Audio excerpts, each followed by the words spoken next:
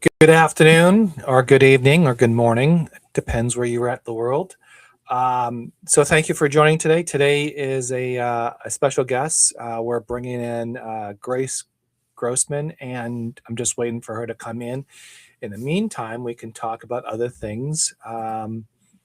So there's been some great things happening in this world here of all of us in Substack. One of the things that I've been doing is we've been working on a couple projects. One project was the whole. We actually made some progress in that world, and I'm kind of excited about this. We a special guest, or the audience actually was talking about, you need a romantic angle on this, and they were actually giving us feedback and so forth. And one of the things we did over the weekend after the podcast, we actually sat down, Hassan and I, and we were kind of like debating what should we add, what we should not add. And one of the things that we did was we came up with a storyline and so much, and I'm still working on it. And that's part of the journey of doing the whole, was to bring people in, getting some feedback and getting some understanding what was going on. And so I'm getting a lot more excited. We've made some breakthroughs on the writing, the storyline, and so forth. A couple other things. So we're developing that. That's going to be kind of cool. Give me 1 second. I'm going to see if we're live on Substack. So just give me 1 second here. So I don't lose my. Where are we? We're not live on Substack. Why has that not happened? This is like the second time that this did not work for me on Substack. Oh, I am streaming on Substack. So it shows that I'm streaming on Substack. So that's good. If I can find it. Oh, there it is. I'm able to find it. So, all right. The other thing is that so what I'm working on is with the on the whole is a storyline. We kind of broke through on that, and we started to talk about certain things and how we're going to tell the story and so forth. And so during the World War II, I don't know if you guys know this, but there was a lot of songs being produced, and sometimes some of these folk songs were actually being regurgitated. Some of the lyrics changed, and there was a very famous song at the time, or it was a folk song that came through the northern part of Italy, where they would sing it in the rice fields, and it was called Bella Donna or something like that, or Bella Ciao. It was Bella Ciao. Sorry. So that was kind of cool. So we were able to see that, and we were able to research a little more about that, and that became more of the theme of our storyline, and we've kind of like worked that through in. And so thanks to you all, we're actually starting to incorporate some of your suggestions and recommendations and things like that, because we're seeing that we're missing some gaps. So this is the best part of doing this live, the whole sharing our research, providing some insight of what's going on and so forth, and basically trying to share the process of writing, because this is this is not an easy thing sometimes, and we kind of go through a bunch of things to get there, and sometimes it looks really easy when the product looks finished, but this is actually the start of writing. This is the start of making things going. Now the hope is we get further along into the book process, and we start writing chapters, and I think the next phase is my goal now is to create chapters within the books and start filling in content, factual content that we can use, personal stories, see where we can add certain things, and hopefully we get into a rhythm where we're actually filling out the chapters and making sure they all kind of like sync from one chapter to another. So that's what we're doing there. Another thing that we're doing that I'm doing, I want to emphasize there's a couple of things I've done on my Substack that I don't think that has been fully explained. But one of the things that I'm doing is every Monday is more of a philosophy type of newsletter or article that I write, and that's something that I just share a daily life or a thought process or expand something that a couple of substackers are working with, and kind of going through that process and kind of like sharing our conversations as a whole, as a community, and kind of like give everybody an opportunity to, and really just trying to lift people up. That's really what my goal is, to lift people up into the community, and hopefully they get some recognition and some promotion as part of it, but also share some of their writings and some of their thought process or the discussions I have on the sidebar, which I think some of them are pretty interesting and pretty cool. And so you're starting to see more of that on in my Substacks. Then Wednesdays are my little mini series. Most of you have been following the hospital stay. I'm going to make sure everybody understand. I'm like weeks ahead of those articles that I post or those storylines, and it's because it's true how I feel. It's how I feel at the moment, how it's going on, and it's takes some time for me to adjust, and writing about that process does me two things. Number one, it helps me to put it out there, make me like try to explain the situation, have a better understanding what I'm going through, and put it on paper.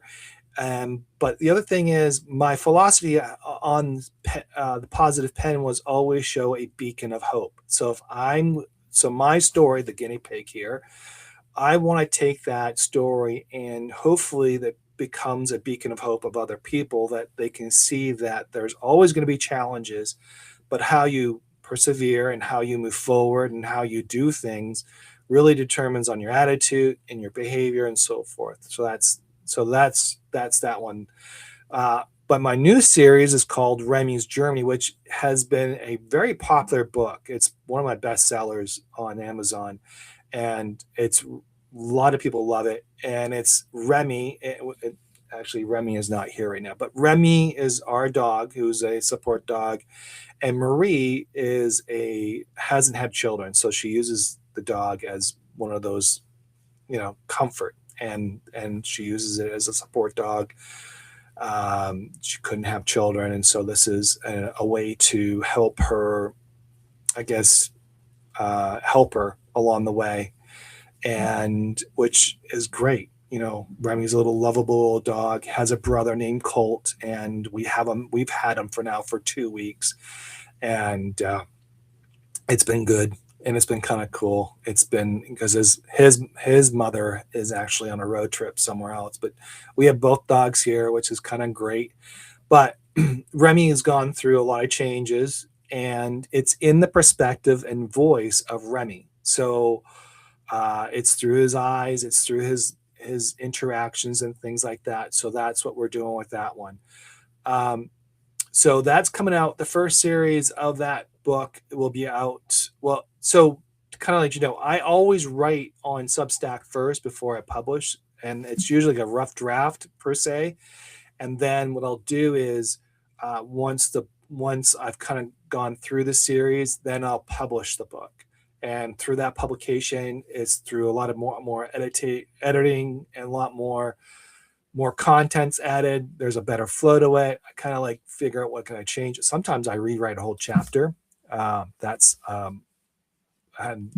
Earn Not Given was a prime example where I rewrote the first chapter and rewrote some of the, not rewrote it, but I've added a lot of content in it, which became a bigger book overall. But Remy's Journey is still a lovable dog, still has his rat pack, and there has been a lot of significant change in his life. And it's really talking about his story, what's been going on, how he's been adjusting, how he's been challenged, and really from a dog's point of view. He's communicating with his brother, his friends, and kind of going through that journey of life through a life of a dog.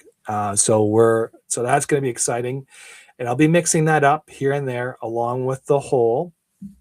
And so that's happening there. And usually those books will take at least, I don't know, like Remy's book takes about, maybe I would say about 18 chapters, or maybe shorter than that. I don't know, but it might take 18 days to write it out. And I've already been writing it out, so I've been publishing it here and there. So Wednesdays is my mini series, my little mini books.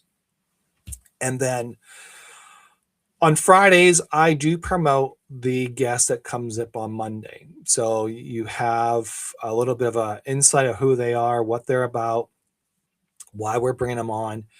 And typically in this podcast called Stories, Soul Work, and Substack, what we're talking about is the work that they put in. Why are they using writing or art to help them to express what they're feeling and so forth? Just like how I do it, I use writing, and sometimes I used art to do that. So that's cool. I'm going to just make sure I check on her, and we're just, like I said, she hasn't shown up, so I hope she does. I hope everything's okay. She is in Costa Rica, and I'm looking forward to talking to her. We've collaborated in the past, and we've maintained our relationships throughout these years. So I'm looking forward to really connecting and having a conversation. So I hope everything's okay there. Back to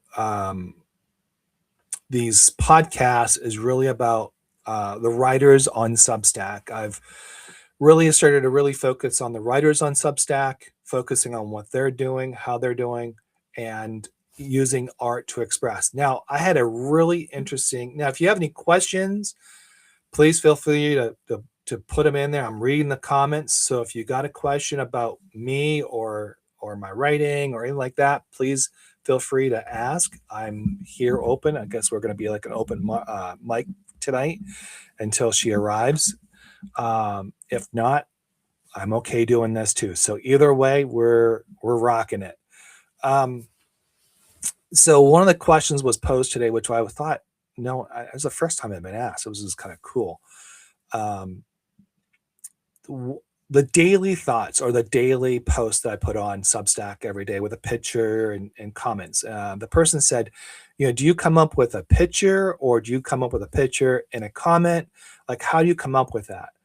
Now, just for everybody's thought process on how I do that is I do it in a combination of stuff, maybe different ways. One, I might come across scrolling through a social media post, and I see a picture, and it inspires me to write something about that picture. And then I post it on my social media, and I posted it on Substack, Facebook, Instagram, and Twitter. So I do it on all four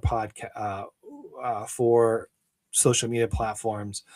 And I just leave it out there. It's really, at the end of the day, I'm not really thinking about it. It's just how I felt at the time and me posting it.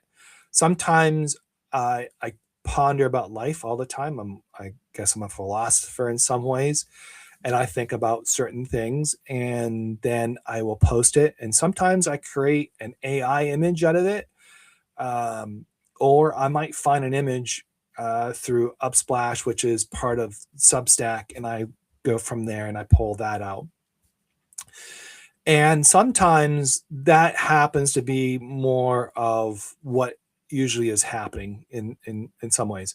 And then sometimes I might be in church, or I might be watching something, or I'm talking to somebody, and there is a discussion of some sort, and a phrase or a word just triggers, and I will get on my phone and I'll write a few words or comment, so I remember it when I get back home and I have time to sit down and talk about it. And that is typically what is going on. So then when I do that, I go back home and I kind of look at that, or when I have a chance to sit down and just look through it, and then I kind of look through it and then say, okay, well, this is what I'm going to write. And then from there, either I find a picture or I create one through AI or I have one myself, then I'll post it that way. So there's really, I mean, that was a really great question today, which kind of took me to the side, pulled me to the side, and I went, oh, that's interesting. I didn't really had time to think about it. A lot of times in the morning time, it's really me writing down in my journal, just expressing a desire of the day or whatever that is. And if I feel more of sharing that, I will.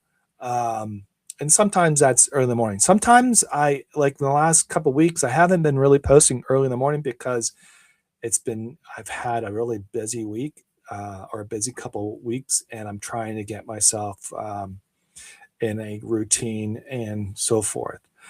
Um, just let me check one more time. Okay.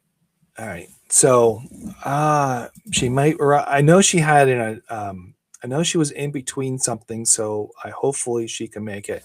If not, we can always reschedule this. I don't really, if you have questions or anything, please feel free to shoot one and then I'll respond if you have a question. I have no problem with that.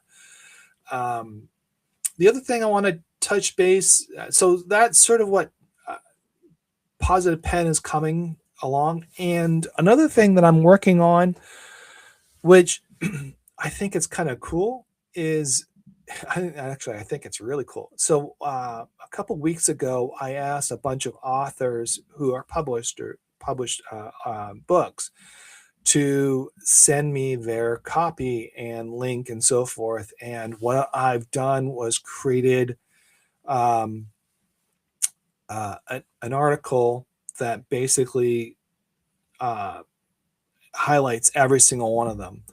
But on top of that, there is a way that I also posted it on my Substack. There is a link to all the books on my Substack, so you can go on my link. You'll see, I think it says books by Substack writers, so it's up there. So you can go there and click on it and check that out. And I've been developing a website on the side, which has been kind of like off and on for the last 3 months, but I think we're getting closer to the launch date and it needs to get launched because on there, what I'm doing is creating a depository of all the books of all these authors and putting them on there, and so that we have a way to connect with those authors on Substack. Because I believe it's, we got to promote each other. And I think that's a best way to do that. I'm hoping that's the best way. So eventually that is going to become like a monthly book type thing where I will recognize a few people and start putting like a book of the month type stuff where Substackers can go and look and maybe purchase their book and read their books and so forth, and really help cross promotion and help a lot of us that are trying to sell our books. And that is something that I'm trying to give back to the community. So I'm working on that on the side, and hopefully well, the launch date's 29th, so I don't really have much of a choice. So that's the launch date. That's when the news article comes out. That's when everybody will start marketing their books. And along with marketing their books, they're marketing other people's books. And I hope that you take a moment and look through their books, see what you think, and if you buy them, grateful you're the time to buy them and read them, because I think they're all. I mean, we all put our work on here, and we really put ourselves out there, and without you guys, we're, I know that for a fact. Without you, without you helping us, we wouldn't be here. And so it's really trying to give back to the community, give back to everybody else. And that's the idea behind this. And yes, I do have a website coming up, and some people have been asking and has been asking, can I merchandise some of the things? Now, I don't really like to merchandise stuff because I don't really think of that. I think of myself as a writer first before I merchandise. So one of the things that I was asked this year, and I was just playing around was to create a calendar. And I was able to create a calendar based on the daily posts that I put on. And because people thought they were inspirational, so I created that. And that's coming in into the fold. And I've created one for the for 2026, but obviously, we're already almost halfway through. But the idea was I wanted to see if that was possible. But there's also other merchandising things that some of my art that I do and some of the things I do I'm going to put up there as a way for people. And I put in quotes in there in the art, or some of my actual paintings that I do. I can give you an example. This one is an actual painting that I painted. And this is actually the Northern Lights. I love the Northern Lights. I don't know if you guys knew that. I hope you guys did. But that was the Northern Lights was an awesome experience. And how that was an awesome experience. Hello, Randall. Was an awesome experience. And I can give you this story. We were up in Yukon, and I was working in the dead winter.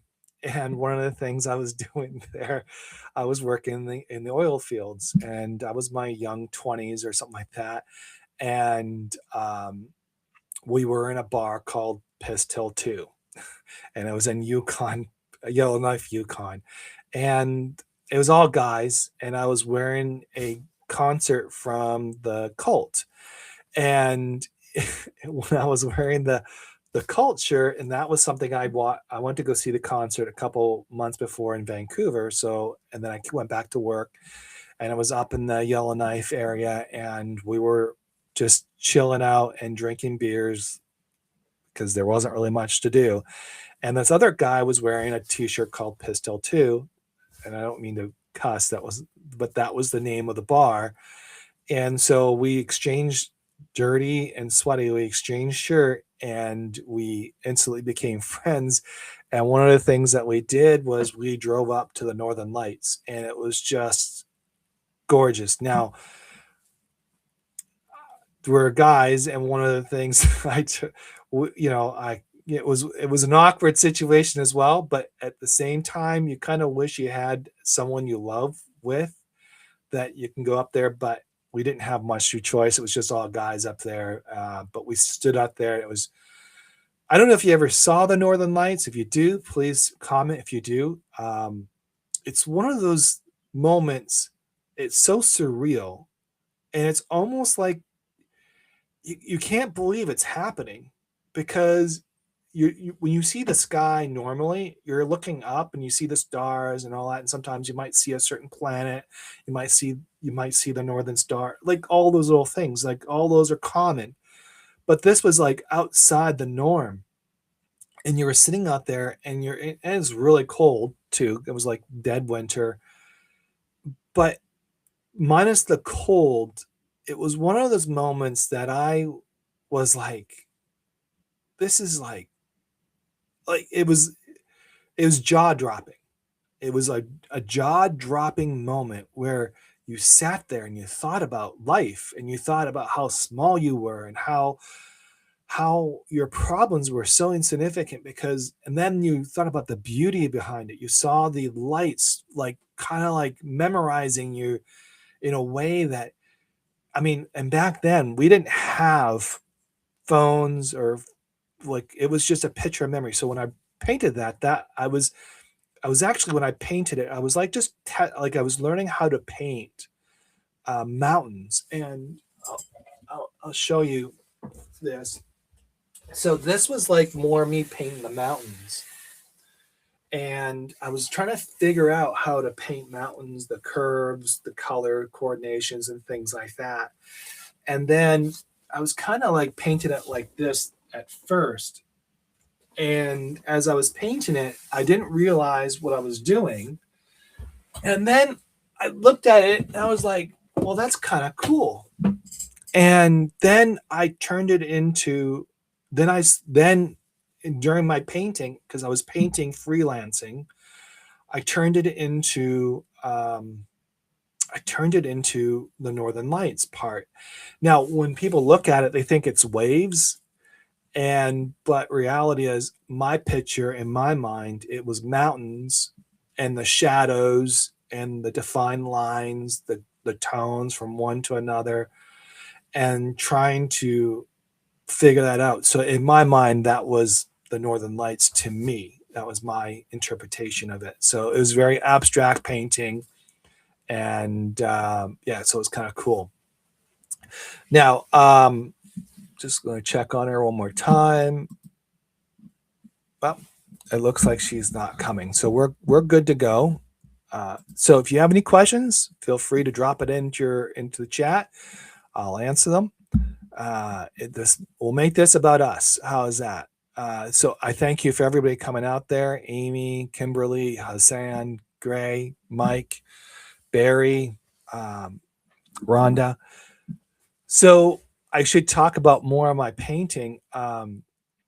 So I painted other things. I don't have them right with me, but one of the things I painted was I started painting during the pandemics, and I never really picked up the painting. I was always a jock. I was always considered like sports guy, um, like writing and painting. The arts wasn't really. No, don't get me wrong. I've always had interest in those areas. I love museums. I love architectural.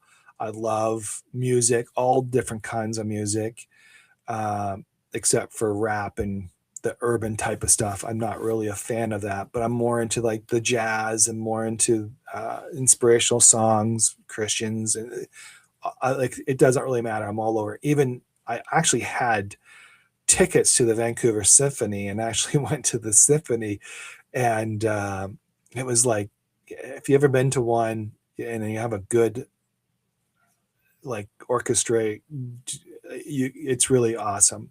So like musicals, things like that, I've always enjoyed those things. So it's been kind of I loved it. I love that part of the world. But I would never picked up a paper and pen. Like, don't get me wrong, I always scribbled in my journal, but I never thought anything that my writing will become an inspiration to others or a book or something like that. I always thought about I would do that, but I never thought I would do that. So, anyways, long story short, during the pandemic, things changed again in my life. It was things got challenging, things got moved on, and that really becomes part two of Earned Not Given. Is the next book, which will come down later in a couple years, maybe. I don't know. I have to figure out how I'm going to write that one.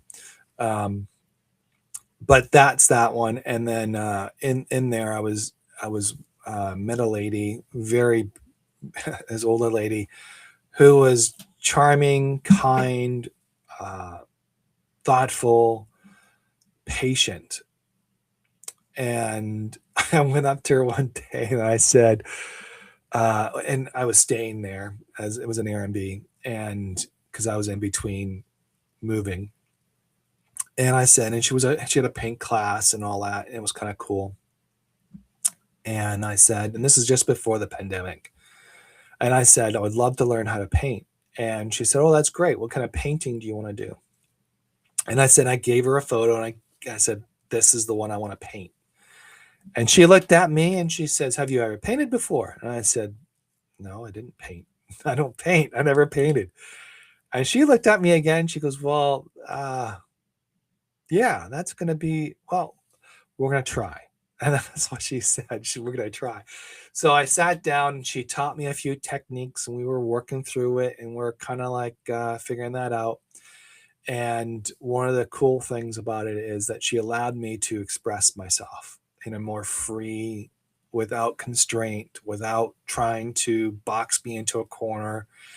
And we were painting and she was teaching me colors and we were using acrylic. And I didn't realize it at the time, but acrylic is one of the toughest paints to paint with because it dries really quick and there's a lot of manipulations that you have to do in the painting. So it becomes very difficult. I find water painting difficult. I didn't really paint oil painting, but I can see, I don't know. I love acrylic because for me, it was easy to play with. And as we were sitting there painting and painting, and we're kind of going through this, and one of the things that we were doing was that she was teaching me, and this is a part of lessons of life that I don't think a lot of people understand until you actually get into it. And one of the things is that she didn't put any constraints on me. She didn't challenge me in saying, well, this is not the right way or that's the wrong way. She just allowed me to express myself. And this is what I love about arts. It doesn't matter, like that painting up there that I showed you. I just did it because I was just learning how to do the techniques. I was like understanding the techniques. I was trying to figure that out. And then on top of that, she was just saying she would guide me, but she allowed me the freedom to do that. And that's what writing's about. And that's what art's about. And allows me to be free. And I was like so cool about that. And let me just give me 1 second. I'm going to get you that painting.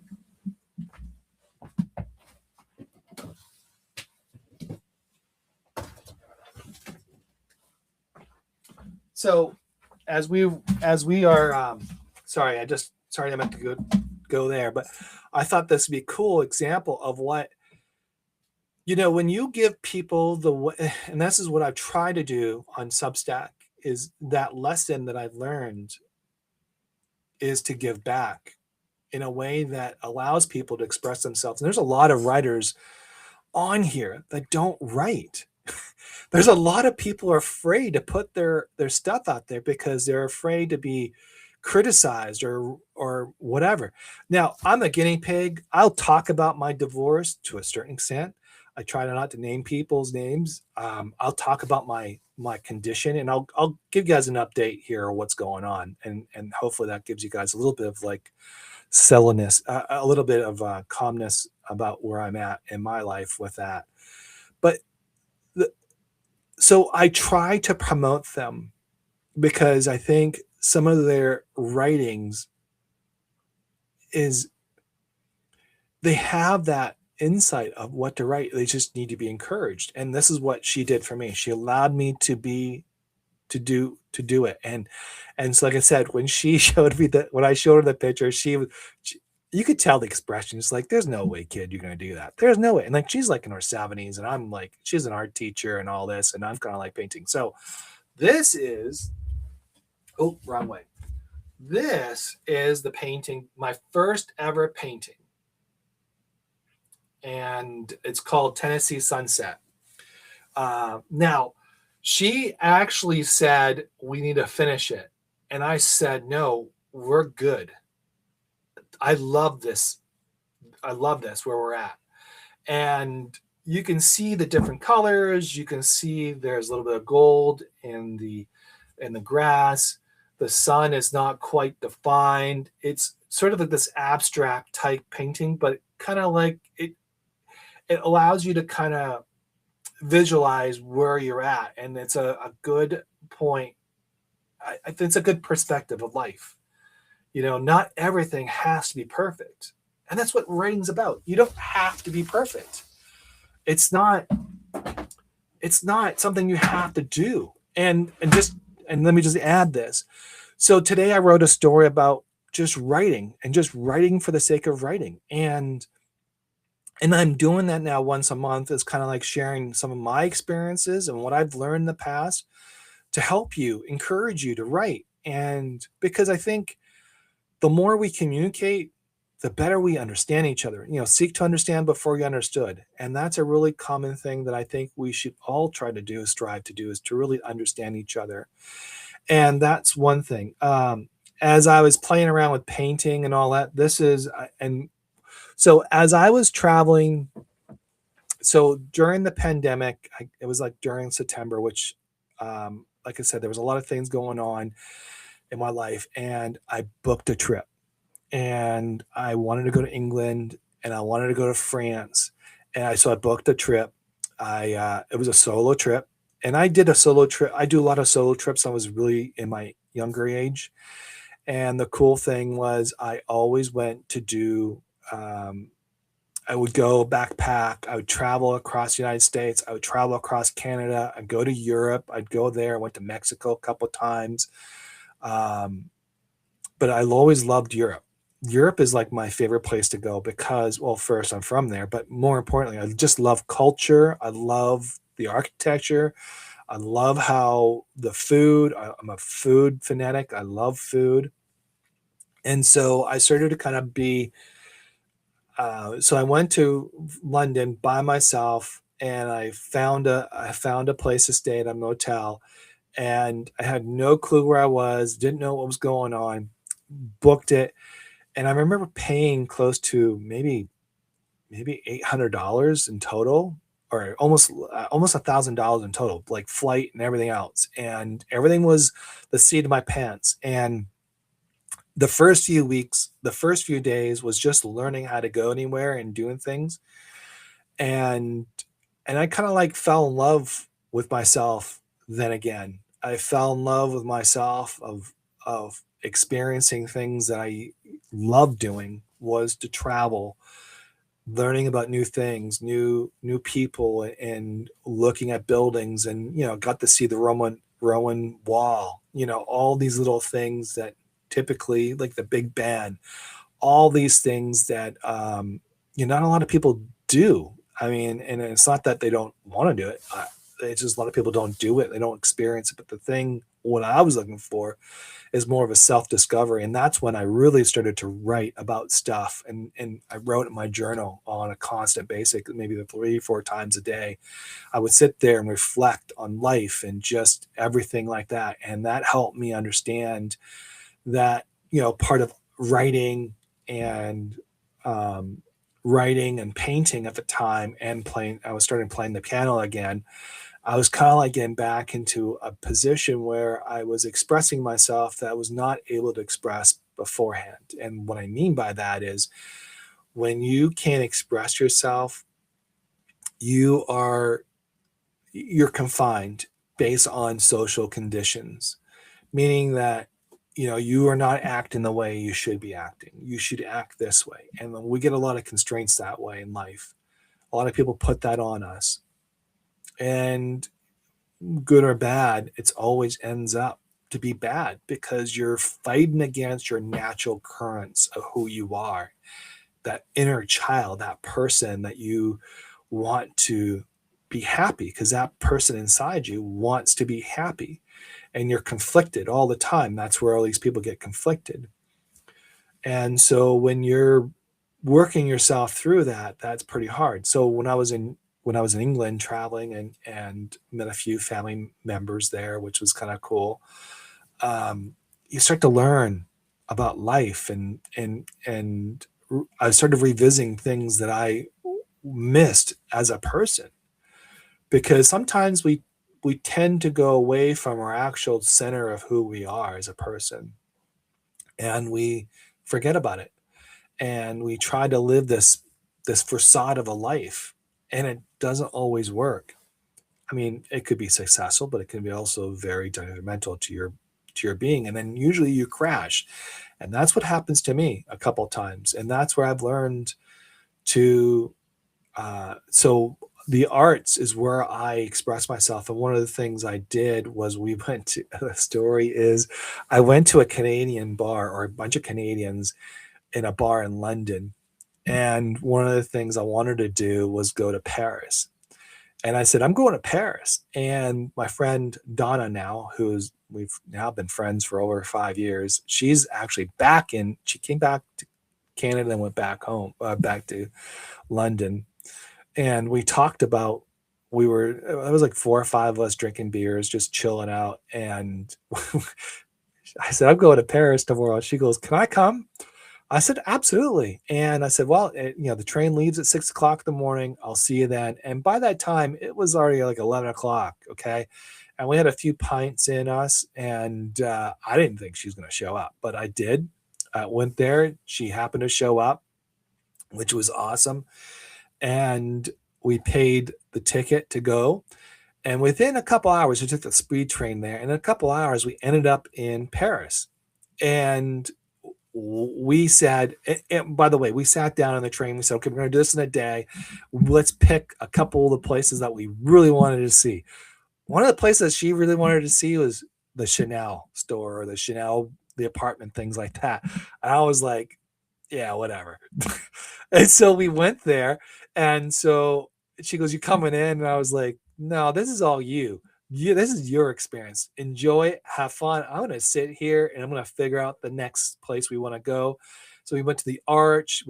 Then we ended up going to the Alpha Tower. We sat down, and to get there, the cool part was we had to get a baguette and a bottle of wine. That was the two requirements that I needed to do to have a lunch at the Alpha Tower underneath it and have like a picnic.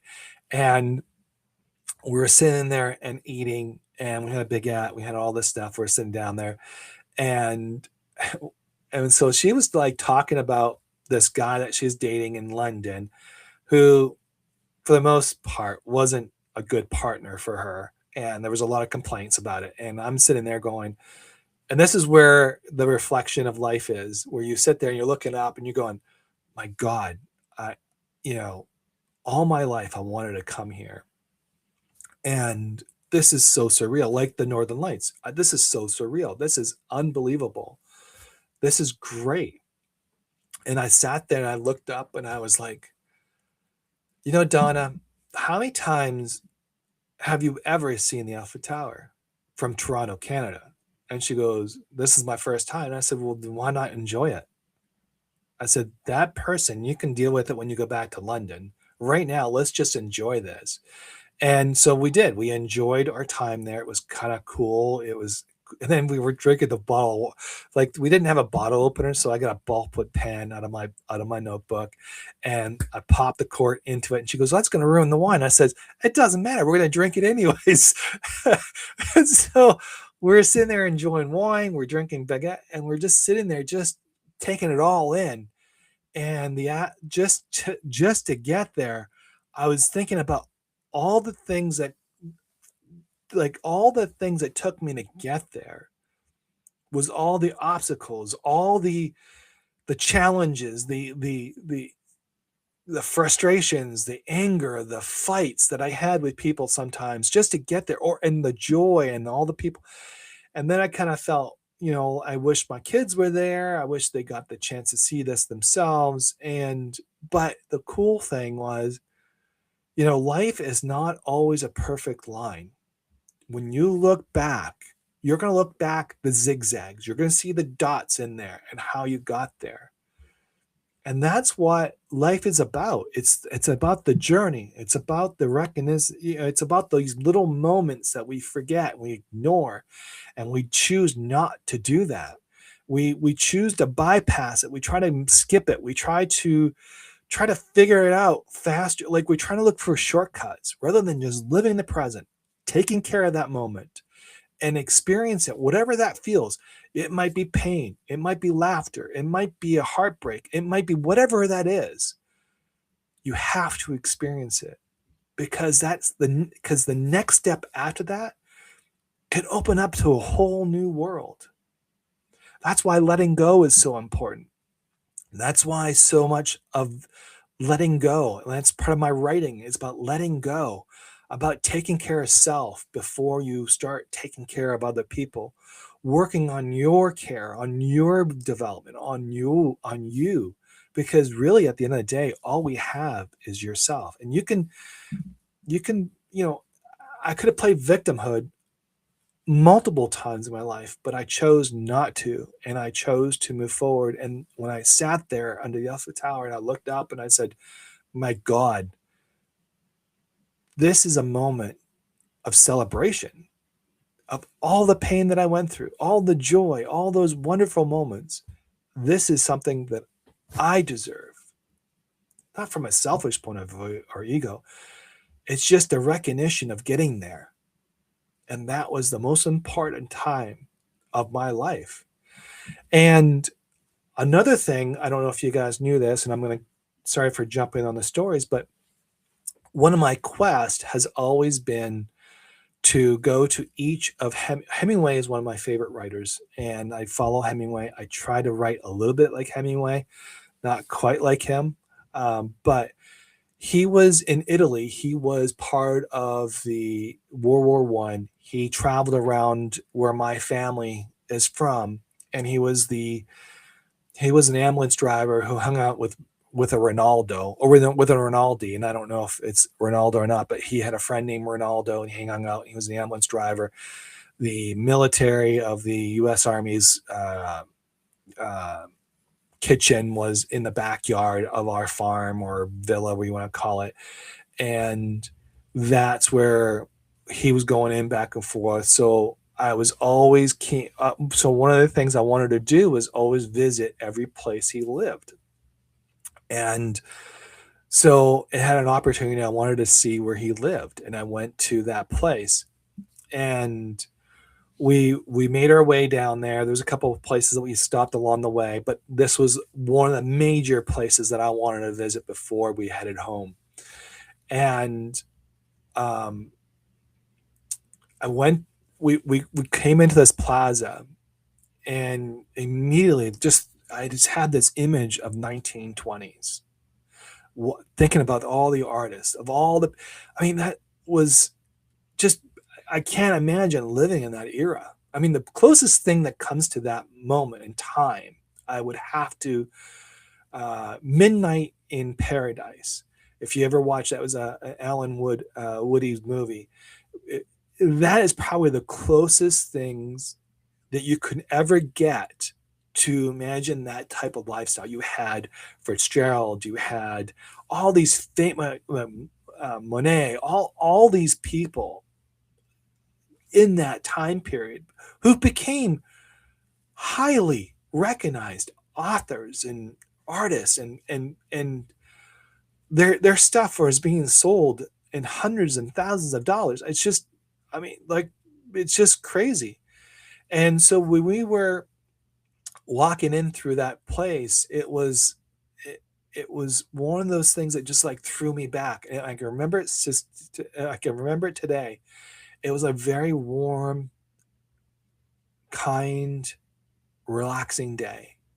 You come into the plaza, you had people in the coffee shops. There were 2 or 3 coffee shops, people out there having coffee. You can hear the clings of the glasses. You could hear the people talking about certain things in the Parisian way. You can hear the music playing, and the feel of it, the like it was just almost in a way that it took you back in time, of a forgotten time. And you sat there and you just couldn't figure out how to absorb it. And we get to the door, and it's a blue door, and it has Hemingway's things. And even though it was a door, the cats were around, because you had cats everywhere. The Hemingway cats do exist. And I sat there and I looked at the door, and I was like, oh, that's kind of cool. Kind of looking at it going, you know, kind of like, okay, that's it. But then I went back into the plaza, and the guy was playing a harmonica, an old guy, white hat with a black trim around his hat, glasses, wearing a green suit. I think he was wearing a black tie, white short, and he's playing the harmonica.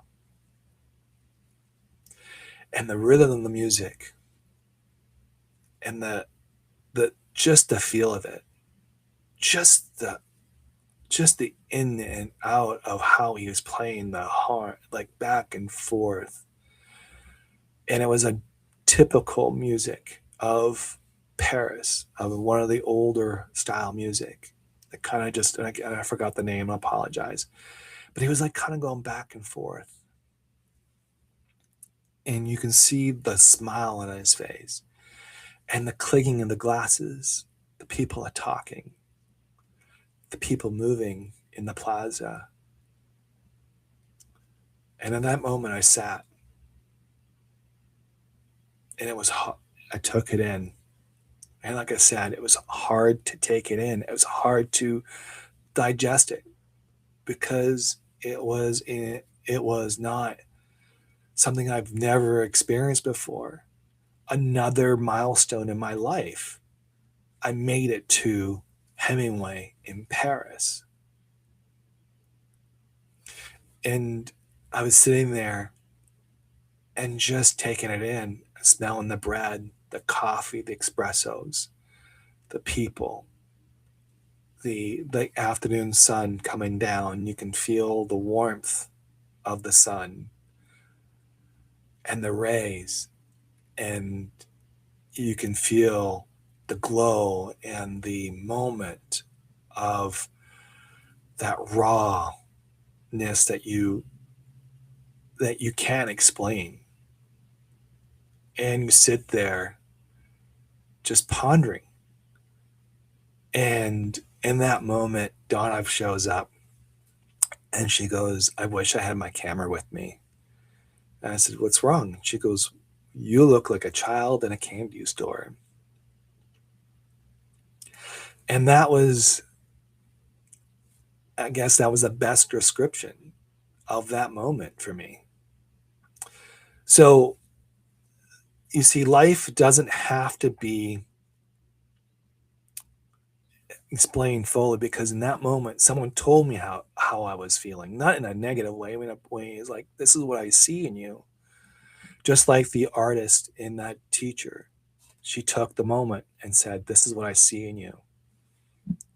In these moments when we travel or we experience in art and all that, there are moments that you're expressing yourself, but you're also showing things in a way that um,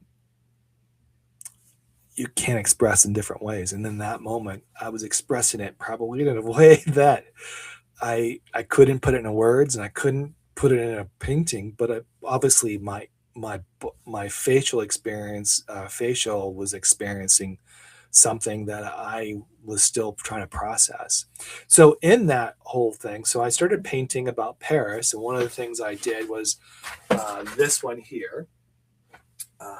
Two lovers in a rainy day on actually spring, because you have the blossoms. And one of the beautiful things of Paris is that they have flowers on every single windowsill. I can't believe the amount of flowers, and the city is gorgeous to begin with, and the architectural, the just the layout, the fun, the walking. I mean, we walked over 20 miles that day, and that was kind of cool. Another painting that I did was something like this. That's another painting of mine. And as you can see, I'm painting a little different as I go. And I painted that. So that trip actually ended up back in London, and Donna went back to her guy, and I don't know I think they ended it up. Excuse me, after that. So that's what happened there.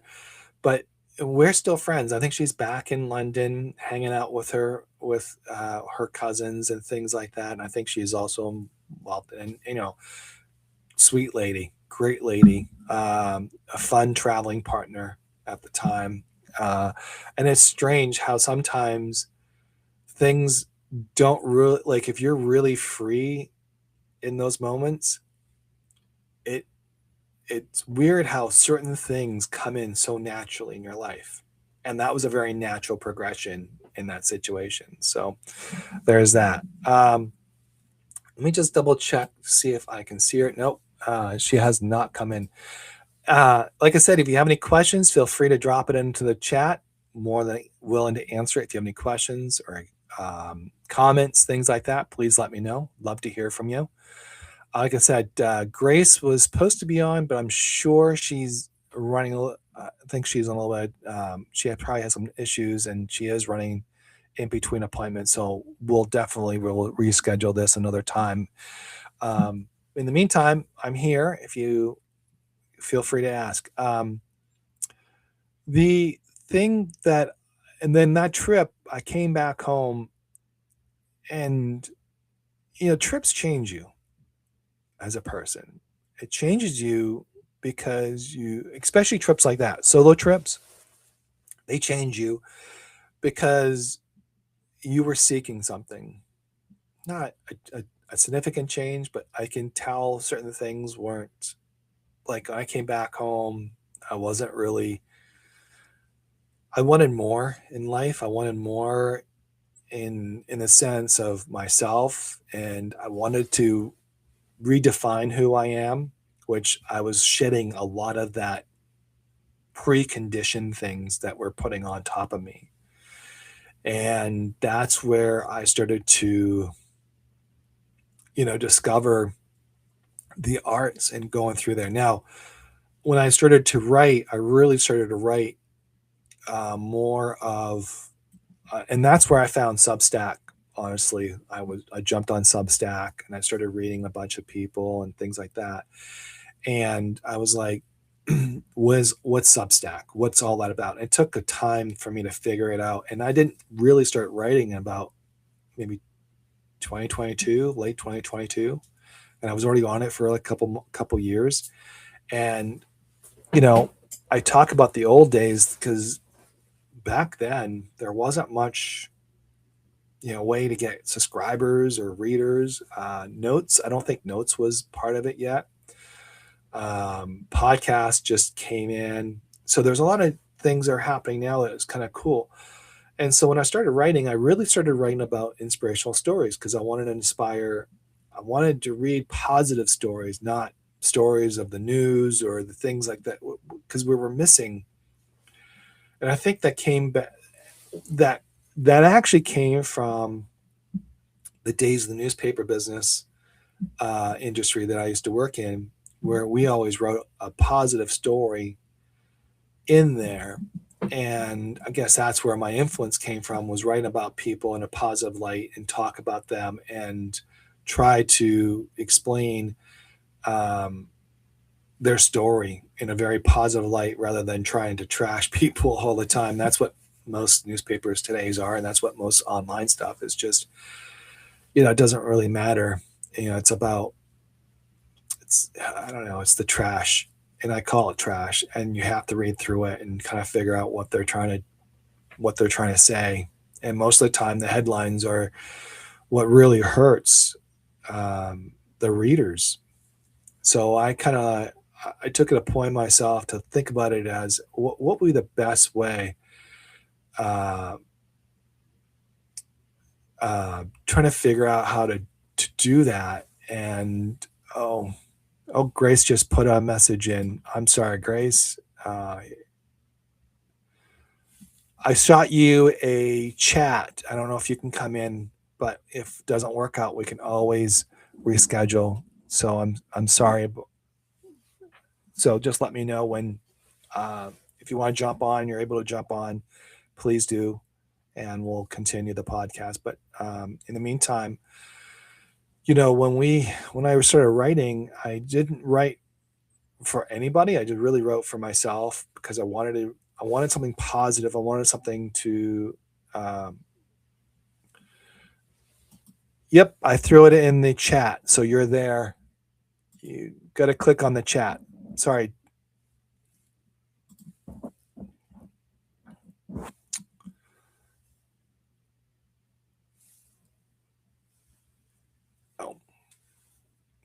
Anyways, hey Grace, if you can go on the chat in Substack, there's a link for you to get in here. Sorry, everybody. We're trying to organize ourselves here.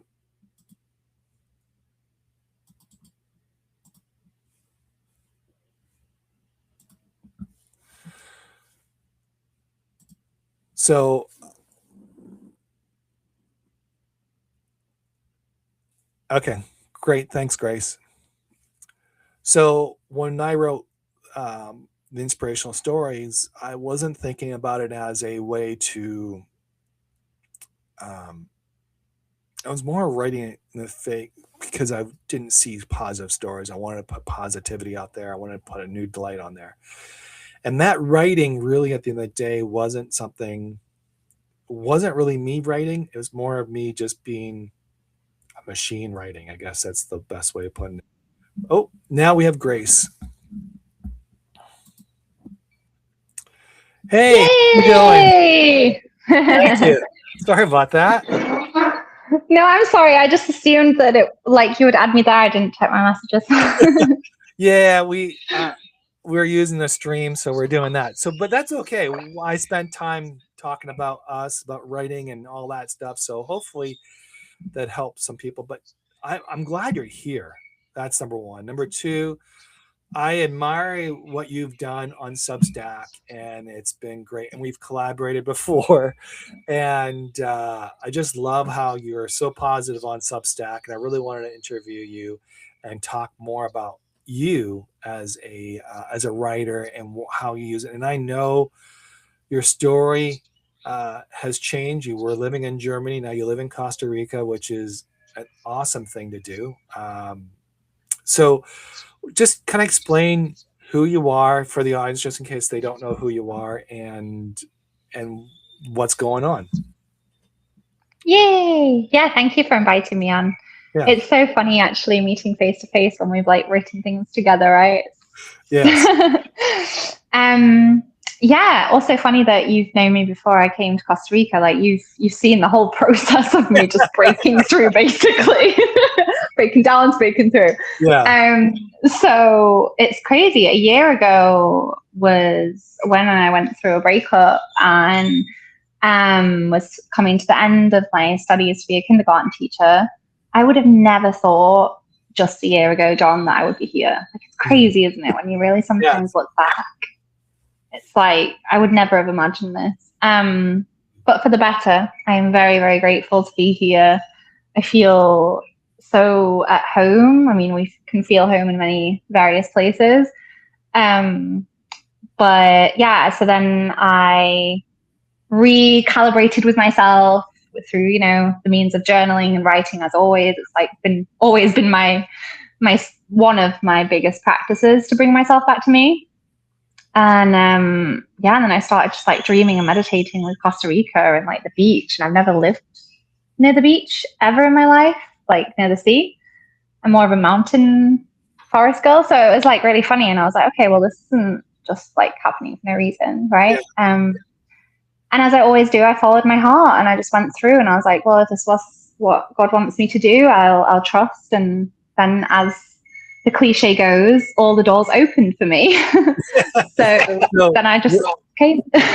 Awesome. Where did you live in Germany before you came to Costa Rica? I was living in the south, in Stuttgart, in the southwest. Yeah. So completely different, like landscape in terms of, like, you know, more fields and also completely different culture, obviously, but that's another story. Yeah. You were close to the Black Forest, right?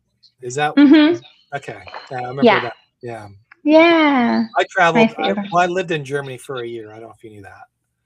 Nice. In that south of Frankfurt, and called Demestedt. Demestedt is that? I guess I forgot how to say it these days, but yeah, that was the culture completely different. It was very, very orderly, I guess is the best way of putting it. It wasn't, you weren't expected to be more than just that. Like change was hard. You maintained a life and that's how it was. So now you're in Costa Rica. I mean, so you were writing, when you started writing on Substack?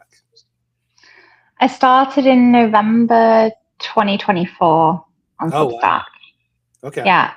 After having like a year break from writing online, because I was on Medium beforehand.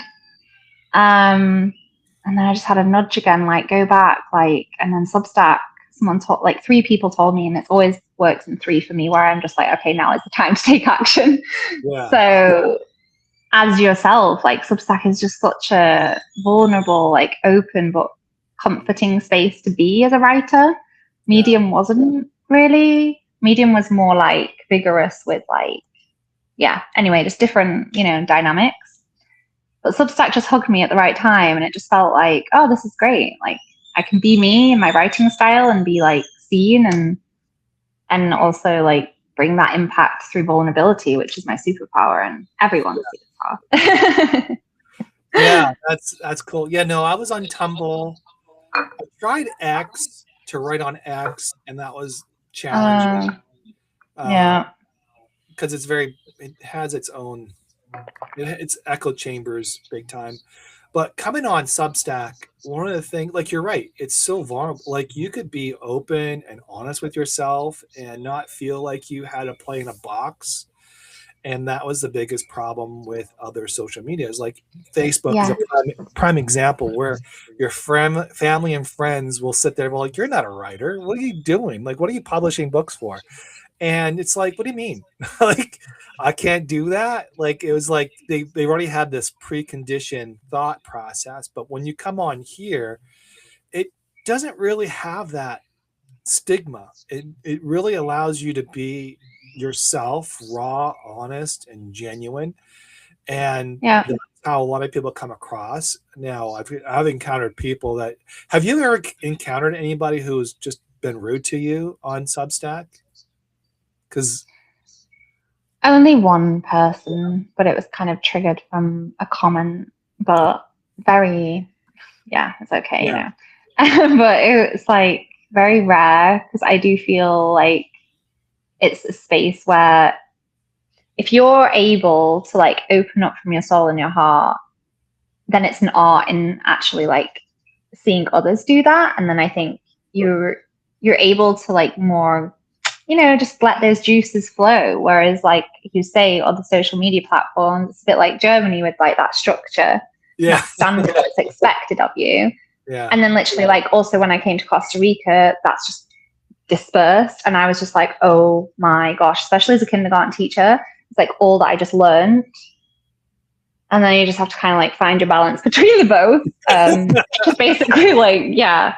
So Costa Rica Yeah. is a lot more open to free will, I guess. Is that the best way to put it? Like you're able to, not, I wouldn't say free will in the sense of like crazy, but the expressions, I mean, is there like obviously a lot more artists down there? Is that what I'm understanding? Like I've never been to Costa Rica, so I'm living through Yeah. your experience. So Oh, yeah. Well, free will, I guess I would more interpret it as freedom. Like, I've really noticed also a lot of Americans come here to live their freedom, like to seek their freedom, to be free, and to be everything you want to be in a way that, like, the nature can hold you. And there's just so much beauty in people and all around you, and opportunities.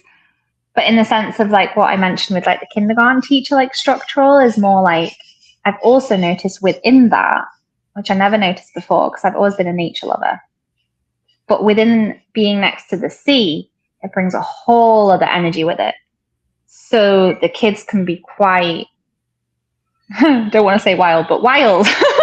And so it's like, yeah, it was hard for me to kind of like just take a step back and just be like, okay, how am I supposed to like bring this like structure in? Because it's really healthy for the children, obviously, as well, right? Like to have a good, healthy dynamic and rituals and all of that, as well as allow them the space to discover and explore in like a crazy kind of nature here. Because it's so extreme here, John. Like I arrived when it was like rainy season, so it was like crazy, and then like yeah, and then the extreme heat. So I feel like it's just a place of extreme. And with that, the energy reflects and shows. So that's something I've been really like treating myself with grace about, like just, you know, flowing with that as much as I can. so the children, like, okay, why did you get into kindergarten? What was the reason behind that? Was there a Like, trigger, or there was somebody helping you? Like, is there a mentor down the road that said, you know, or what made you become what decided to take that career? it's so funny because it's like I when I was 18, I like moved out of my like, you know, home like with parents and went to Spain to be an au pair. Okay. And I originally wanted to go to Costa Rica. So like Costa Rica's always been on my heart to come to. It's like my soul has always wanted it.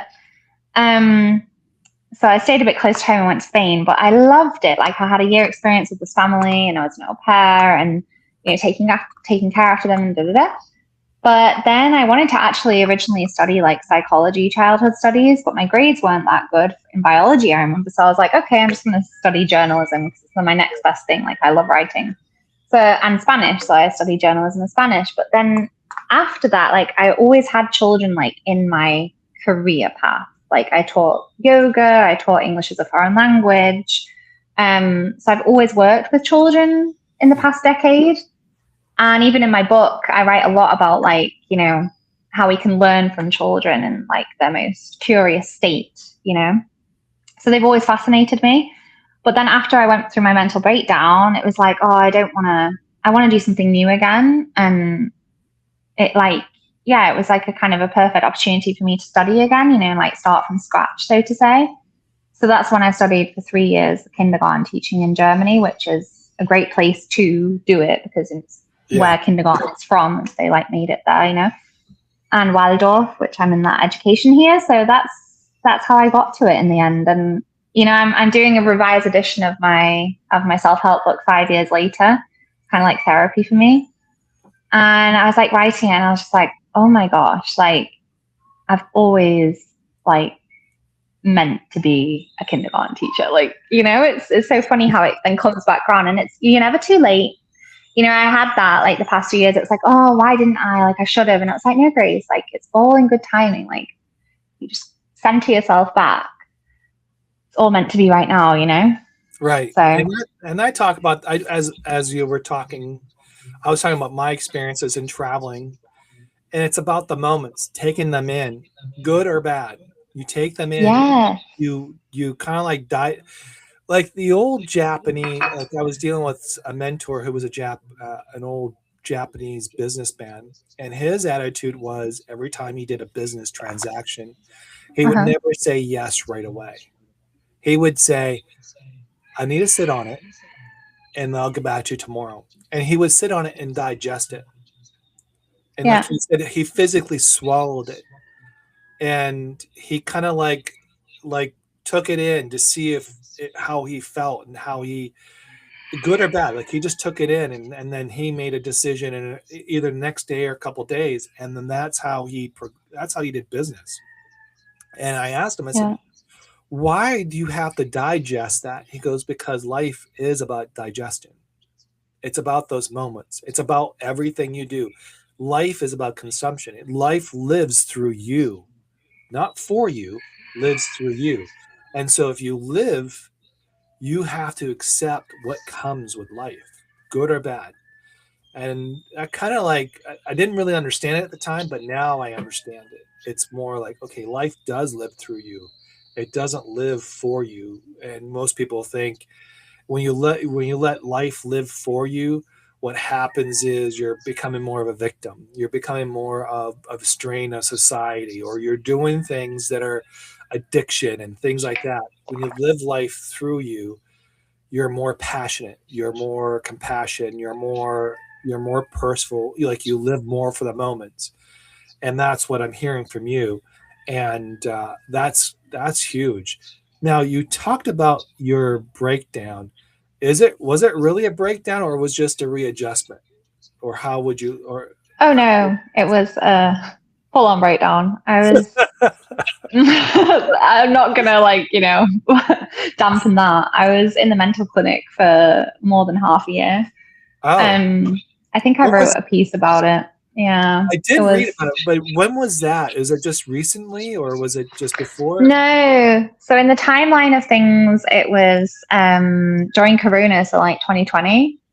Um Now in hindsight and going through therapy like afterwards, like I really do notice it was because I was like pushing all my own emotions down. Like I'd lost my grandmother, my parents broke up, I went through a breakup, I lost my job. Like I went through so many things at once, but I kept going. I kept teaching yoga, ironically enough. I kept being the healer, ironically enough, and didn't give myself space, right? Because I've just always been that. I mean, as women, I think we just have this bigger role to just like be this giver, right? This caretaker. And that's just always something I've been, like this light to others. And then at that moment, I didn't know what it really meant, like to fill up your cup. Like I was just like giving, giving, giving. Yeah. And yeah, I eventually then went through this psychosis in Berlin, which if you've been to Berlin, I think you can kind of understand more because it's like a very like dark but light space. Like people that are creators go there. I mean, who's that singer that went? big one. Sting? No, that would have been Davy Bowie was there. Yes, that's the one. David Bowie. Like it just says so much in it, right? Like that's where he went to really get his career going. Like it's like the creative hub, I would say.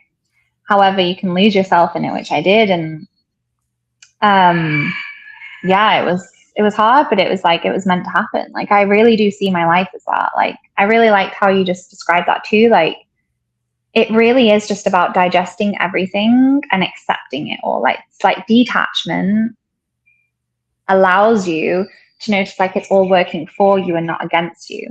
But also, as you just said, like majority of people basically live in that victim role that you just said. Yeah. It's like everyone is like in standby mode now, and I don't blame them because our media, like it's just out for us to fuel our ego with fear.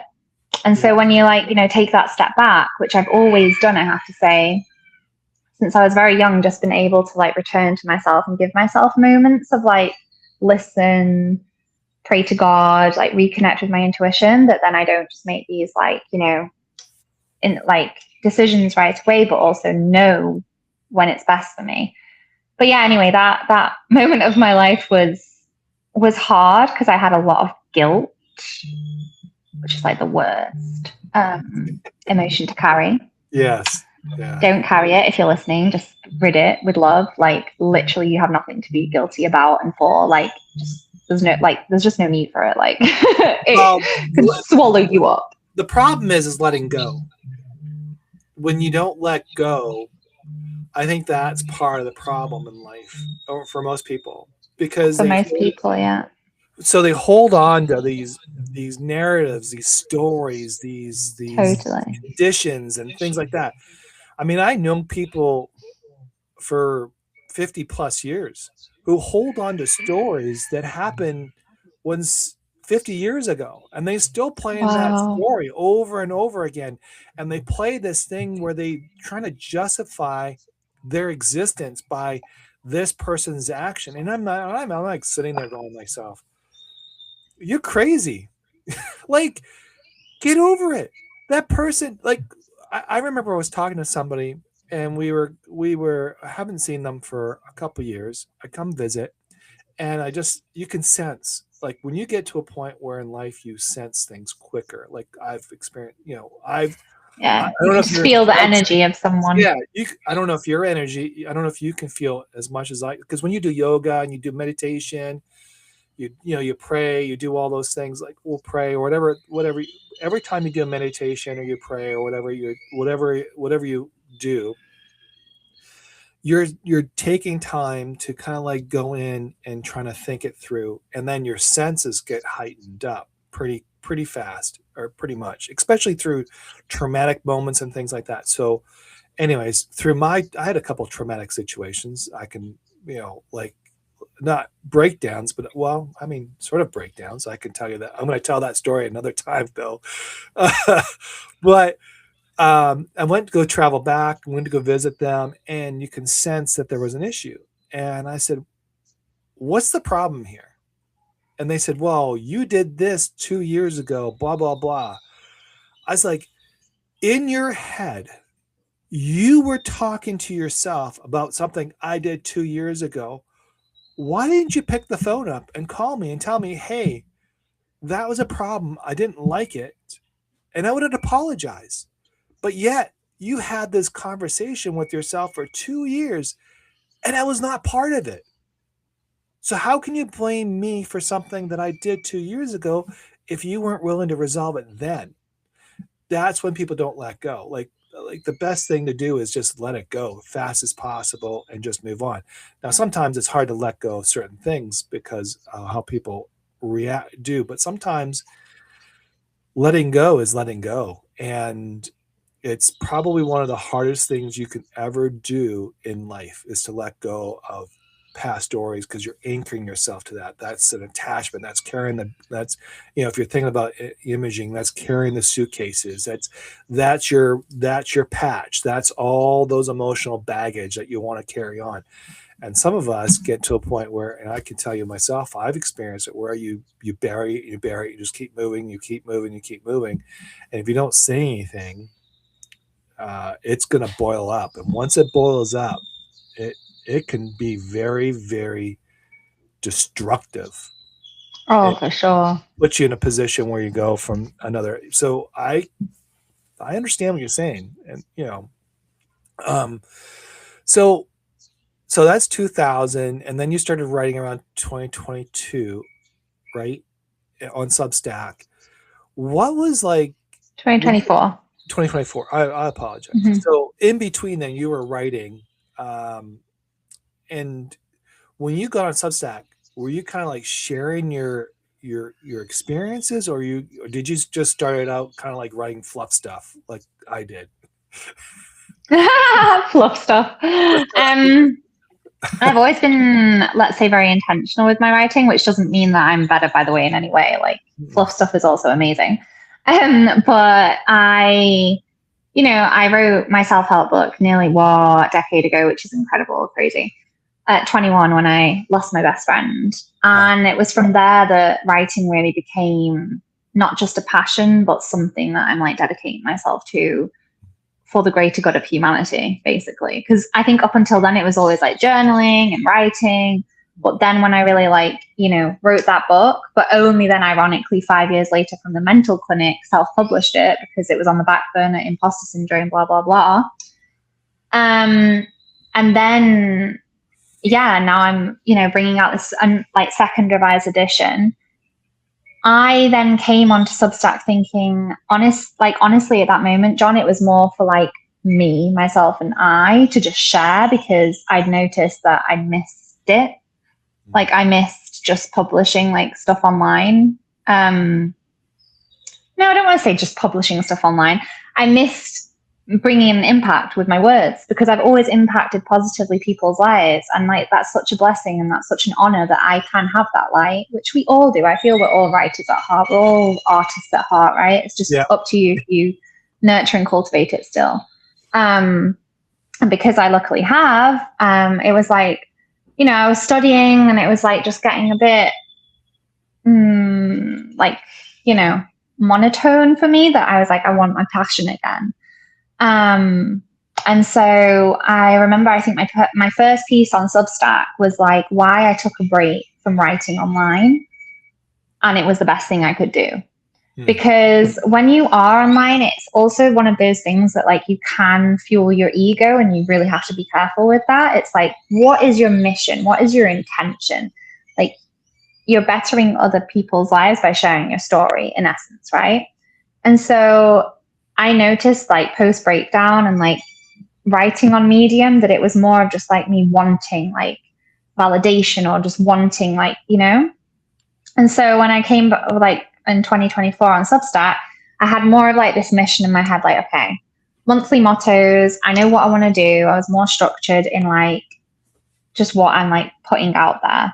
And that's how Mindful Moments, that's what originally my newsletter was called, because I've always been a very mindful person. And I find it so incredible that mindfulness is so big now, because that's always been for me so natural. And my friends have always said that to me, like, Grace, you're always the one that has told me to look up at the sky. You're always the one that's told me to like reset. And yeah, it's really cute. And I'm like, oh yeah, thank you. It's true. So I want to bring mindful moments to people, to bring them back to themselves, because we're in a real like loneliness epidemic. We're in real like struggles, right?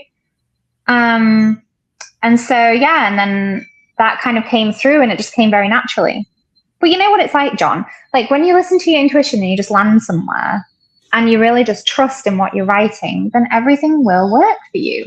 And so I was just like, yeah, I'm here and and wanted to connect. And then I just found such amazing people reading, I remember still reading your article, and I was like, wow, like I love it when people are just so vulnerable. Like it just makes me so high. Like I'm like, oh, this is the best. Because you just make other people feel more understood through it, right?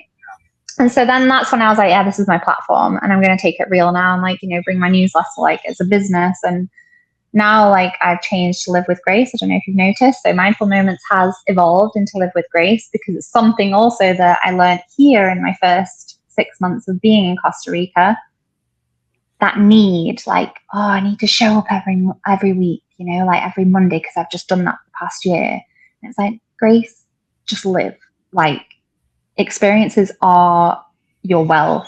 and always have been, Right. of wisdom. Yeah. And I really felt God just saying, like, just surrender and just rest and do what you got to do here, and then you'll come back. And then I came back in January with like this whole, they say like, and it all landed. I was like, okay, now is the time for me to really like speak, not just to everyone, which I always have, but speak to the mothers especially, because I work with children and I see that they're all like attracted to this energy of me.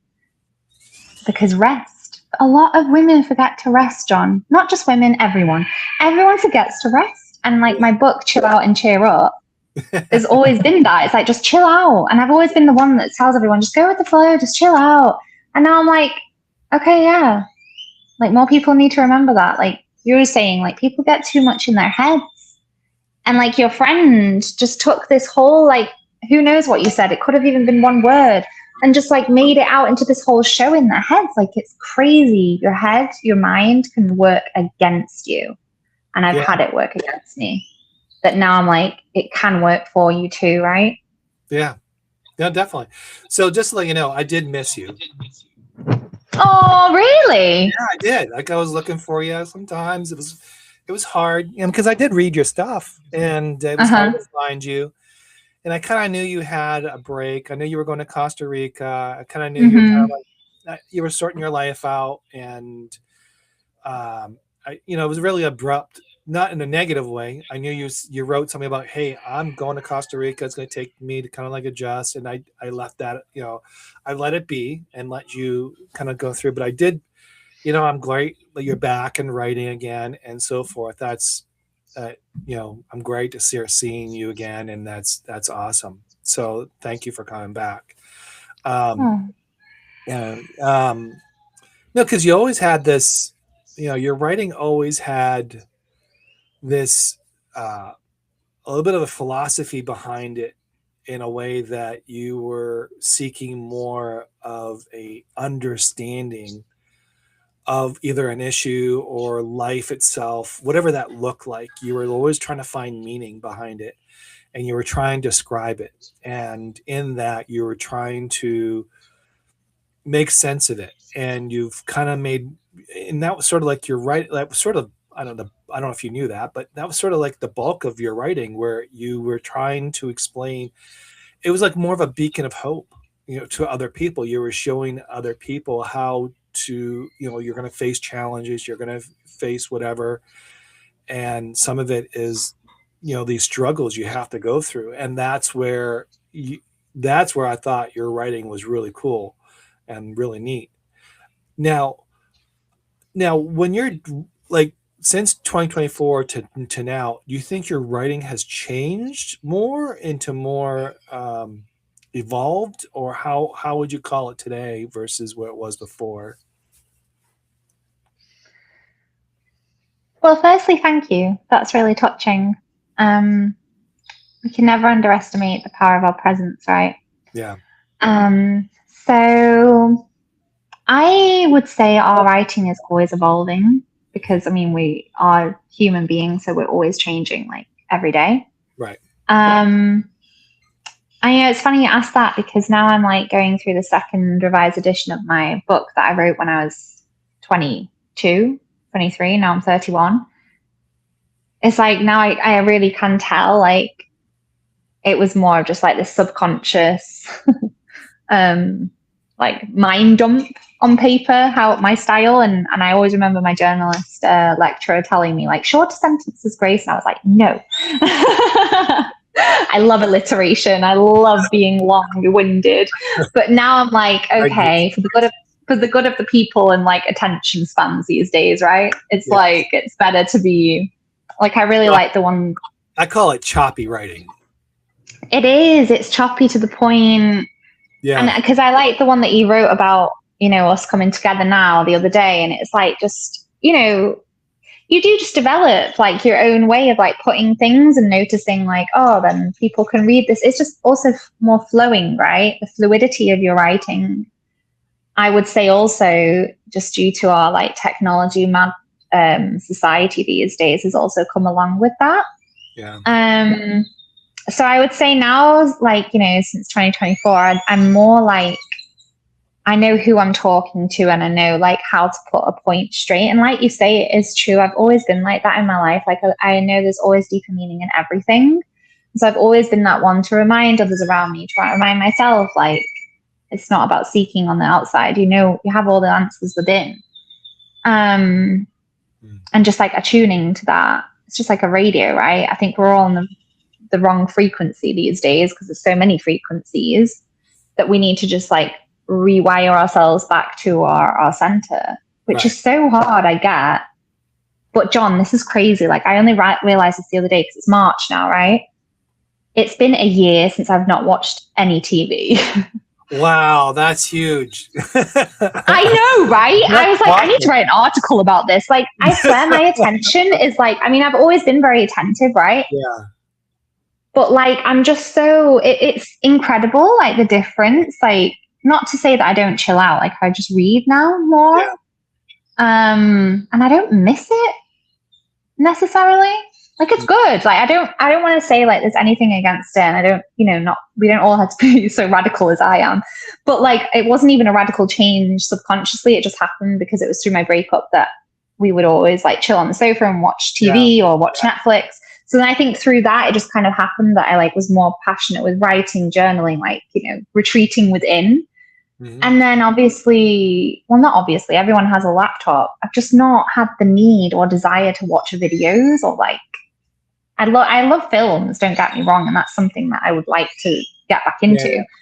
But I've just been living life and I'm just like, wow, like now what I'm saying about the radio and the frequencies, I'm so much more attuned. Like, how people say to you, for example, like, I don't know, one of your children, whatever, or a friend of yours will just say to you like, oh, but don't do that because so-and-so. Or why do you think that? Because so-and-so. Like everyone tries to implant their own fear within you, right? Yes. It happens on a daily occasion, right? Like it's just human beings that are like, mind washed from everything politics. So I've noticed now that I'm just able to like hit it away like tennis ball, like so easy. It's incredible because I've not read the news either for a year. So it's like been the news and the TV that I've just had a complete like retreat from.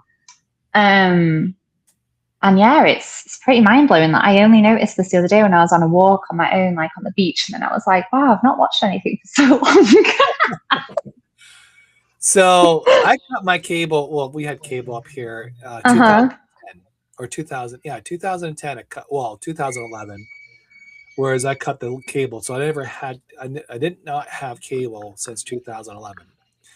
Now, and I don't really watch a lot of TV. I don't, because now I'll watch videos on my phone, like YouTube. Either I'm researching things or or I'm watching a speaker or something constructive. I would call it. It's not a waste of time, but I have it on my phone, so I do watch a lot of that. And and news, it bothers me. I don't know if that makes it just. It doesn't matter who it is; it just bothers me. So I spend a lot of time researching about articles, and then even them, they start bothering me now because there's really no true like when you're writing. Like the old days in news articles and newscasts, like when you're writing a newspaper, the old days where you wrote a subject, you kind of bring an introduction into it, and you kind of give you a quick read of what was going on and all the players. It was more of a not a biased perspective. It was more of like non-biased. You just create facts, and then in the facts you were creating the scenario, and then the scenario, then in the conclusion was either what was the outcome, and there was really no opinion piece at all. It was all fact, the result, and that was it. There was or introduction, facts, and the conclusion or the result. And today it's entwined with opinions and slated, and it's constant. The writing style is more it's antagonizing, and it's harmful, and it's just antagonize to the point where when you read it, you feel triggered to the point where you go one way or another, and depending on how you felt, that's it. And so and now when you're reading articles of journalists, you're favoring one over the other, when in the old days it didn't matter who was the journalist, because you read it all, because they all had a perspective of life, and you were able to read it without going the echo chamber type uh, down. Mm, So, and today, I think that's the downfall of the news media, is it's gotten to a point where it's no more. I mean, don't get me wrong. I'm sure we slanted a couple of news articles here and there when we were in the industry back in the in the early days, but in today's world, we're definitely not in. We're slanting every single story one way or another to influence people, and that's really about purchasing and newspapers or articles or whatever it is.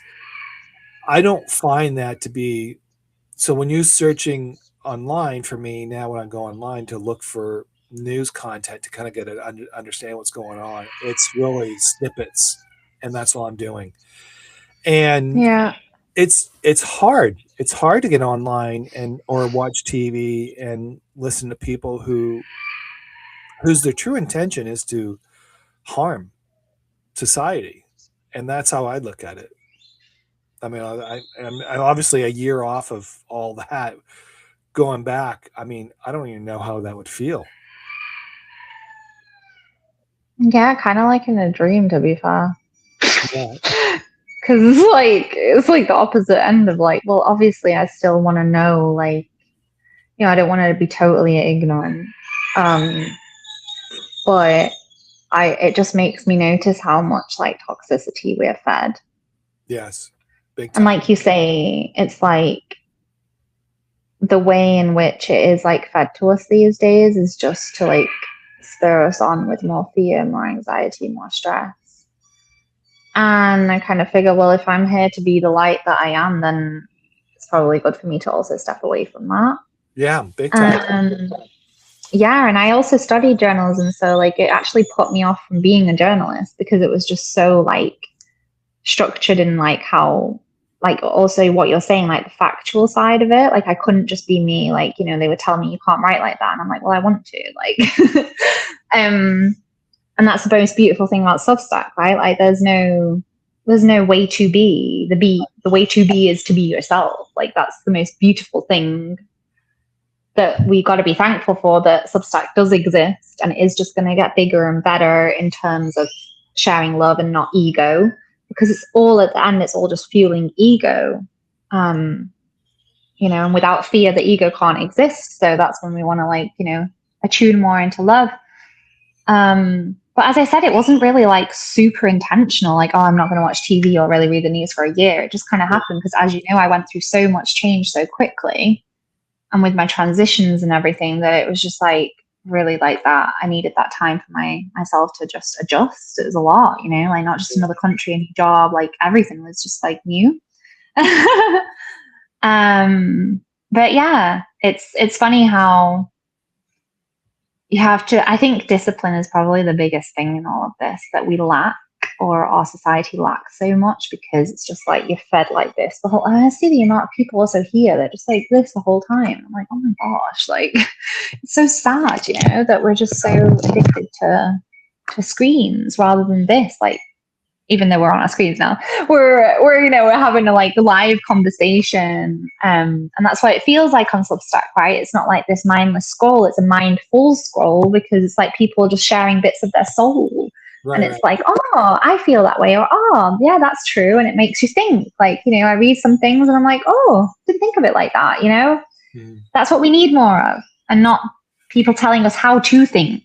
Well, the benefit of this, I mean, this pod, like these conversations, is Uh huh. where, I mean, I would never known you, if, to be Yeah. honest, if we didn't have Substack, and I would never have known you if we didn't have Substack podcast. because we would have gone to another platform. I would have convinced you to go to another platform. We would have done it somewhere else. It would have been on Apple or something like that. And then it would have been, these little short little things. Now we have audiences from Substack, from both of our Substacks, watching and listening to us and talk and getting. And the cool thing about that is they're getting more to understand who we are as writers, and they get Yeah, that's true. those connections. And like I said, I missed you for a year, for the most part, right? Because I wrote an article about you about a year ago, I think, something I like think that. it was. Yeah. And we shared an article. We were doing a We did a collaboration. collab. Yeah, I Yeah. was doing collabs. That was where it came from. Yeah. And the funny thing now is, I remember how we couldn't do co-authors and you couldn't review it. Now we can. Remember, we were doing Google, and I We I did it in Google Docs. That's we did like, it in yeah, Google how we Docs, did it. Yeah. and now we They can they do it. have changed a lot, right? Yes, so that's changed a lot. So now it's completely different, and I look back of all these co-authors and all these Google Docs back and forth. Now that's kind of like changed. Now that helps us as writers to actually connect even better. But the thing is, we're doing this in this chamber of the social media that allows us to be, ourselves creatively. It allows us to be who we are. We share stories because we want others to understand that's part of life, and there's some type of light down the road that we can get to, and that Always. we're humans, and they can reach out to us, they communicate with us. Like the all my supporters, everybody in the community, I call it a community, is because It is. they all kind of like, they check in with you. They all ask questions. I mean, I get questions every day about stuff, Oh. which is cool because you don't usually get that, walking around, but it's nice. I It's, feel you. I've been talking about this. Of course, this comes up. I've been talking about this more often with people. I'm like, just ask more. Oh, I yes, don't really want to ask. I don't want to make them feel intimidated, or I don't want to make them feel. I'm like, just ask. Like, yeah, honestly, it's one of the nicest things as human beings that we show curiosity for each other. right. Like, right? Like, Yeah, just, or showing just genuine, like, curiosity, compassion, care, like asking. And it's true. Substack really does hold that space for curiosity in one another because of the fact we're sharing our stories. And like you just said, it's a very good point. I think the more you share your story, the more you fuel your passion of creativity. yes, And it's one of, if not the biggest thing that we're lacking when it comes to like depression and mental health issues. Because when I went through it, it was definitely like the lack of creativity, like at that period. And when I started to write again, I could just feel this like little light coming up again, within me. And it was like, oh, wow. Like, because you're just so bound by it, right? Like, you feel like it just consumes you. And I do truly believe that one of the biggest things, if not the best thing, is to share and care your story. hmm, And just in any format, in art, in writing and music. Um, and the more the better, because what pisses me off sometimes online is like, oh, you've only got to do one thing. I'm like, no, you don't. Like, to make a business and da, da, da, da. And I'm like, oh, but I've always wanted to do everything. Like, I love, yeah. you know what I mean? Like, now You I'm like going to to start be being a creative. DJ. You want So to be I'm just creative. like, Yeah, yeah. And it's like the more creative you get, the more like like the tree grows all of its yeah, definitely. branches. So don't ever let anyone just tell you like, oh, you just got to do that and you've got to stay into that, and then just like, that I don't agree with that. So make sure I get your earliest book, because I'm actually trying to do a book month so I can post it in my. So one of the things I do is I create art digitally. Sometimes Nice. all that kind of stuff. That's all started Uh-huh. within the same time period when I started trying to do, you know, trying to discover myself. That's really what I was Okay. doing. Do that. Oh, that's So, beautiful. and I kind Uh-huh. of had my own breakdown, which I will share later. Uh, but um, but I started to create like paintings and things like that, and I created a website, started to share those, and because people were like, well, where can I get this? And I was like, why would you want it? Right? Because I'm like, it didn't compute to me. And all of a sudden they're like, oh, are you there still? Oh, we lost connection. Um, oh yeah, we did lost connection. So Grace is not with Grace has left us. I just want to let you guys know that. So she has uh, lost connections. She is in Costa Rica, so I'm not sure what's going on. In the meantime, if you have any questions for us or you have any questions for me, please feel free to chime in. Um, we'll wait for a few more minutes to see if she's coming in. Uh, Amy Thomas, thank you for your comments. I appreciate it. Susan and Angel, Karen, uh, all of you, Carol, Carolyn, everybody. I thank you for coming online here. I hope she shows up, um, but we'll see what happens with her. Um, yeah, so we lost her. We lost her. So that's what happens when you're in. That's what happens when you're in when you're dealing with people from across the country. Something like one of the things that she was really one of the things I really loved about what she has gone through. She was very frank about her, you know, the whole mental breakdown. And that is something that I think we all kind of, I wouldn't say we all do it, but we kind of go through that period where we actually have to rediscover ourselves. And yeah. Well, anyways, I want to love to bring her back on another time. But in the meantime, I do want to say thank you for everybody coming on here. I do appreciate you guys. Just a quick reminder: Remy's started journey will start next Wednesday, and that's going to be periodically here and there, so it's not going to be all the time. Oh, I do want to mention about my health condition for most of you who are following that. I'm doing okay. I'm about 2.5 months in this. What do you call it? Restriction by the doctor. And what that means is I got limitations. I can't drive. But I'm starting to exercise and starting to walk. Well, when I say exercise, I'm walking every single day, putting the steps in to keep the heart rate and the lungs healthy again. And if most of you don't know that I had pulmonary clots in my lungs, and it was pretty, when I look back, that was, I mean, I'm not out of the, oh, she's back. Well, I was about to end it, and I figured your phone died. Well, welcome to life in the jungle, where the Wi-Fi just goes when it wants. But I was about to close it off because I know you have to go somewhere. Yeah, else. I do have to go because I'm going to be leading a women's circle soon. But I obviously wanted to come back and say bye. So, well, I knew you were in Costa Rica. I know the issues down there, and well, not know, but I heard of the conditions down there. So, honestly, how can they connect with you? This is an opportunity if you want to connect. How do they connect with you through Substack? I know you have a website as well. Is that correct? Or I'm purely like on Substack with my newsletter and Instagram.